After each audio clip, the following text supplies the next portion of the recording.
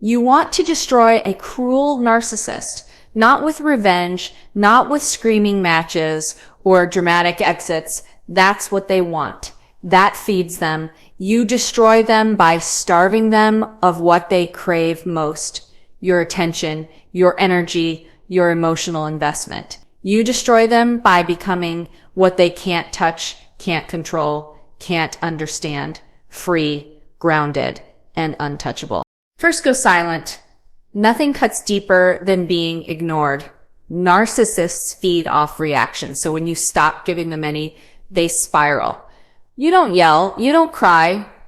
You don't explain. You vanish from their emotional landscape. Silence is power.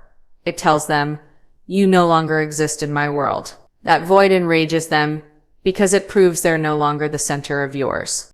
Then you cut them off completely. No contact, not low contact, not occasional replies. Gone. They want to keep that door open just a crack. Don't give them that chance. Block them. Delete them. Vanish like they never existed. And when they come crawling back with fake apologies, crafted guilt trips, or new masks, you don't engage. No contact is the one boundary they can't manipulate, and that boundary destroys the illusion that they still have access to you. Set boundaries that are concrete, unshakable, and non-negotiable. Don't explain them. Don't justify them. A narcissist will test your limits just to see if they can break them. But when you enforce those limits with calm, consistent action, you send a message: I am no longer available for your chaos. That rejection of their control drives them wild. And then the most infuriating move of all: stop reacting. When they bait you with insults, lies, or emotional chaos, don't take it. Smile. Say nothing. Keep walking. Because when they can no longer spark a fire in you, they lose their grip. Your emotional detachment is their emotional death. It robs them of the one thing they counted on: your energy. Now level up, glow up, thrive, start healing, build a life so full, so rich, so powerful that it renders them irrelevant. That's when they lose the narrative, because now everything they said about you, how broken you were, how weak, how dependent, collapses. You become the evidence that they were wrong, that they never defined you, that you were never small, you were suppressed. Then rebuild your circle. Find your people, real ones. Narcissists isolate you because it makes you easier to control. Connection breaks that spell. When you have strong relationships, community, and support, the narcissist's words lose weight. They lose influence. You're no longer trapped in their twisted version of reality. Tell your truth. Speak it. Write it. Share it. Don't protect their image. Don't water down your experience to make others comfortable, because exposure is a wound to the narcissist's carefully crafted mask. They hate being seen for who they are. And when you stop carrying their secrets, you cut the lifeline of shame they wrapped around your voice. Show them you're done by simply being done. No more arguments. No more defense. You don't need to prove anything anymore. Indifference is the loudest declaration. It says, your story about me no longer matters. Silence isn't passive. It's not weakness. It's the loudest, most disarming weapon you've got when you're dealing with a cruel narcissist. The moment you go silent, you interrupt the game they've been playing since day one. You stop being the predictable supply, the easy target, the emotional puppet. Narcissists thrive on attention, positive or negative. It doesn't matter if you're yelling, crying, defending, or even reasoning with them. They're still in control. Your energy feeds their ego. It confirms to them that they matter more than you, that you're still emotionally tethered to them, that they still own space in your mind. But when you go silent, that's when the panic sets in. That's when the control slips. You're not being petty. You're not being cruel. You're protecting your peace. Silence is the boundary that requires no explanation. You don't owe them closure. a final conversation, or some performative goodbye. The narcissist will demand it. They'll say you're immature for not talking. They'll push you to be mature and talk things out. But the truth is, they don't want resolution. They want access. They want back in. Your silence is the locked door. It's the final curtain. It says, I no longer owe you my energy. They text you, you don't answer. They bait you with insults. You don't bite. They post passive-aggressive jabs on social media, hoping to get a reaction and nothing. Just pure silence. That silence to them is deafening. It's rejection. It's invisibility. And the one thing a narcissist cannot stand is becoming irrelevant. Because without an audience, without someone reflecting their false superiority back to them, they feel like nothing. Your silence takes away their mirror. They're stuck facing themselves without your reactions to shield them from their own emptiness. And that is terrifying for them. The beauty of silence is that it forces the narcissist to deal with themselves, and they can't. So they scramble. They rage. They lash out. They triangulate. They suddenly become the victim, all to get some kind of reaction. And the second you respond, they win, because now they've pulled you back into the cycle. Silence breaks the cycle. It leaves them spinning in a room with their own noise and no one left to manipulate. It takes strength to stay silent. It's uncomfortable. You'll want to defend yourself, especially when they lie, smear, or pretend to be the one who walked away. But ask yourself, who are you really trying to convince, them or you? Silence says, I know who I am. I don't need to prove it. And narcissists hate that. They hate self-assuredness because it's something they fake but don't have. When you stop responding, you strip away the illusion that they ever had control over you in the first place. This is about reclaiming your power without fighting for it. It's not about being cold. It's about being done. Because when you're finally done, you don't scream. You go quiet, and that quiet speaks volumes louder than anything else you could ever say. Cutting off contact with a narcissist isn't a petty move. It's a necessary one. No contact isn't about getting back at them. It's about getting yourself back. Because every time you engage, every time you explain, argue, or justify, you're handing over power. You're feeding a bottomless pit of manipulation and control. The cruel narcissist doesn't care about resolution. They care about keeping the door open, just wide enough to slip back in when it suits them. Going no contact shuts that door permanently. And the moment they realize they no longer have access to your emotions, your time, your space, that's when the unraveling begins. Because control is their currency and you just bankrupted them. They will panic. They will guilt trip. They will send long texts, apologies, excuses, and even fake epiphanies. I've changed. You misunderstood. We had something special. It's all bait. The goal is never healing. It's re-entry. Because without you as their emotional crutch, they're left exposed, and exposure terrifies them. But don't know how to self-regulate. They don't know how to be alone with their own shame and insecurity. You were the buffer, the one they could twist, blame, and manipulate to avoid their inner void. But when you go no contact, you pull the plug on their illusion. You show them that their power wasn't real. It was borrowed from you. Going no contact isn't easy.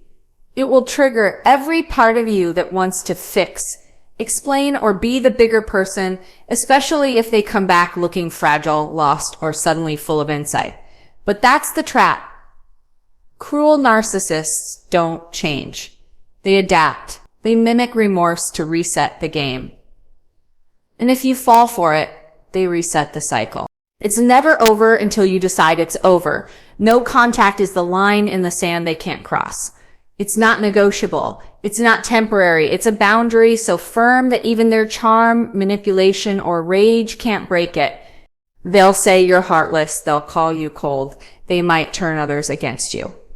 That's expected because when you cut off a narcissist, they don't go quietly. They smear. They perform. They paint themselves as the victim so they can still control the narrative, even if they can't control you anymore. Let them. Your silence in the face of their drama is more powerful than any defense. No contact isn't about proving anything to them. It's about proving to yourself that you can walk away without looking back.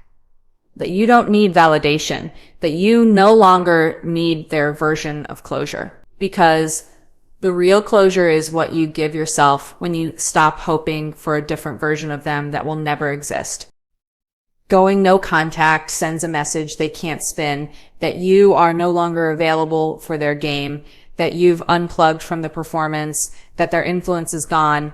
It tells them you're no longer a participant in their carefully crafted drama, and that truth shakes them at their core. Narcissists hate boundaries because boundaries are limits, and limits expose their lack of control. The cruel narcissist believes they're entitled to every part of you, your time, your emotions, your space, even your identity. Setting boundaries is like putting up a wall they can't climb, and nothing infuriates them more than being told no. But here's the thing, boundaries aren't for them. They're for you. They're a declaration that you matter, that your needs, your peace, and your mental clarity come first. And for a narcissist, that's intolerable, because in their world, they are always first, and your existence revolves around them. So when you draw a line and enforce it, they will test it immediately. They'll guilt you. They'll charm you. They'll shame you. They'll rage at you, all to see if you'll cave. If you do, they win. But if you don't, something inside them cracks. Most people are taught to believe that setting boundaries is selfish, especially with someone who constantly plays the victim. That's what the narcissist counts on. They want you to feel bad. They want you to feel like you're the difficult one for standing up for yourself. They twist your firmness into cruelty. Why are you being so cold? Can't we just talk? You used to be so kind. These aren't questions. They're pressure tactics. Because a narcissist doesn't want connection. They want control disguised as closeness. When you set a boundary, you interrupt that pattern. You remind them that you are not theirs to manipulate. You are not a puppet, and you are not an emotional punching bag.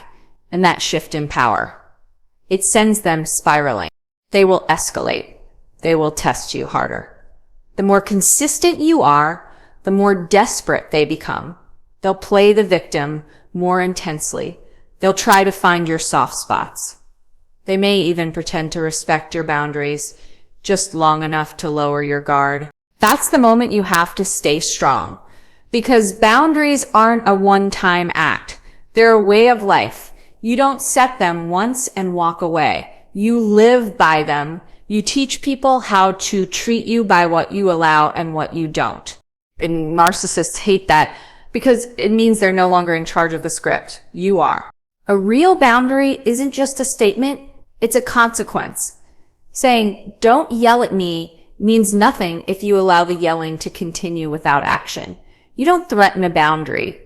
You enforce it. If you raise your voice again, I will leave the conversation. And then you leave.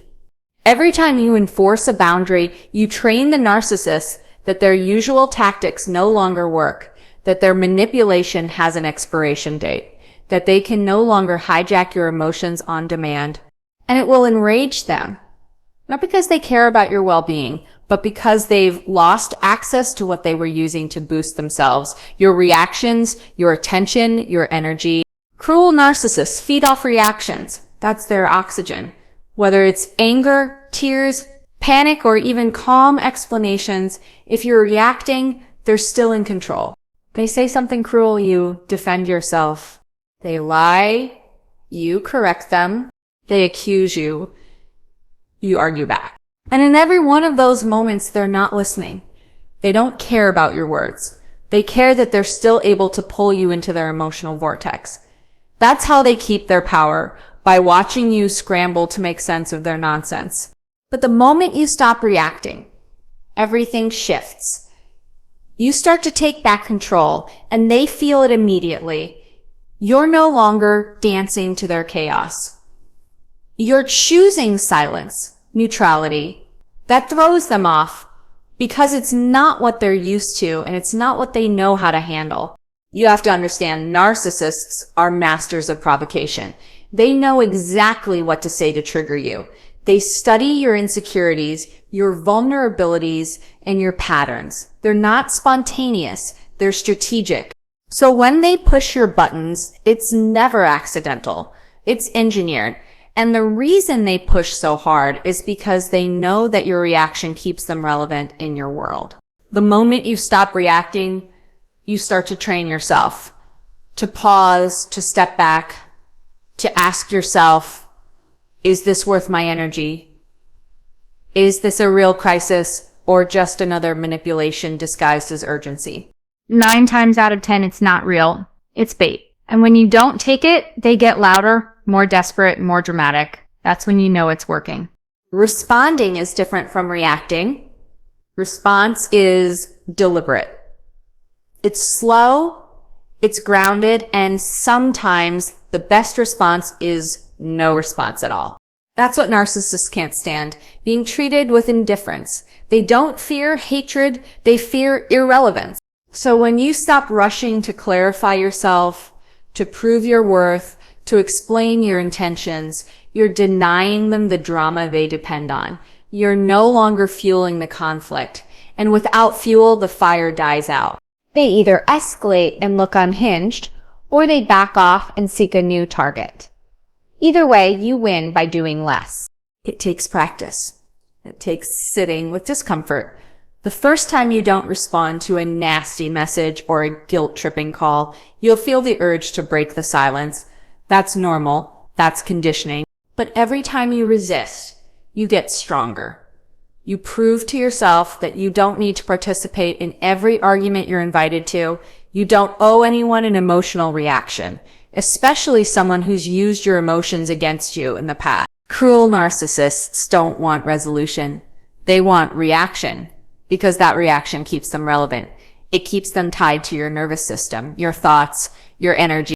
When you stop reacting, you cut the cord, you tell your body and your brain that you're no longer giving away your peace just because someone else is demanding your chaos. Cruel narcissists want you stuck, not always visibly broken, but quietly insecure, unsure, second-guessing yourself, always needing their validation to feel okay. They may pretend to support your goals, but only as long as those goals don't threaten their position of control. The moment you start to step into your power, they become uncomfortable because now you're not easy to manipulate. Now you ask questions. Now you say no. And when they see that shift, they try to sabotage it, subtly or overtly. They'll make comments about how you've changed. They'll say you're becoming selfish. They'll mock your new boundaries, your new confidence, your new life. But don't let that distract you. That resistance is just confirmation that you're on the right track. Self-improvement is one of the most devastating things you can do to a cruel narcissist. Not because they genuinely want you to fail, though often they do, but because your growth proves their lies wrong. Every time you level up mentally, emotionally, physically, you chip away at the false narrative they tried to build about you. They told you that you were too sensitive, too needy, too much, too broken. They made you feel small so they could feel big. But when you start healing, growing, and thriving without them, you shatter that illusion completely. You becoming better is the evidence they can't argue with. They see you doing well, and suddenly their version of events starts to fall apart. They no longer look like the one who saved you. They look like the one who held you back. When you glow up, it's not just about looks. It's about energy. It's about how you walk into a room without shrinking, how you speak without apologizing, how you stop needing to explain your worth to people who never saw it. That kind of growth can't be faked, and it can't be ignored. The narcissist will try to pretend it doesn't bother them, but inside they're spiraling because you were supposed to stay small. You were supposed to stay dependent. They never imagined you'd outgrow the version of yourself they could control. But now, you're not even playing the same game. Exposure is the one thing a cruel narcissist fears more than anything else. Their power relies on illusion, on the carefully crafted mask they wear in public and the twisted control they exercise behind closed doors. To the world, they're charming, generous, kind, but you've seen the truth. You've lived it. You know what happens when no one's watching. And the moment you begin to speak that truth out loud, their illusion starts to crack, because a narcissist can manipulate individuals, but they can't easily manipulate collective awareness. When you begin to tell your story, when you stop protecting their image and start protecting your own truth, they panic, not because you're lying, but because you're telling the truth. You don't have to scream. You don't have to rage. You just have to be clear, calm, and consistent. Let the facts speak. Tell the truth with no need to embellish, because the truth is already powerful enough. Exposure isn't about revenge. It's about accountability. It's about refusing to carry the weight of their behavior any longer. And yes, it's uncomfortable. It might feel risky. You'll worry about what people will think, who will believe you, who will turn against you. But the moment you break that silence, you stop protecting the very person who is hurting you, and you begin to protect yourself. And maybe others who've been hurt the same way. They will do everything they can to keep you silent. They'll try to shame you into secrecy. They'll say you're bitter, crazy, dramatic. They'll call you obsessed, angry, jealous, anything to discredit you.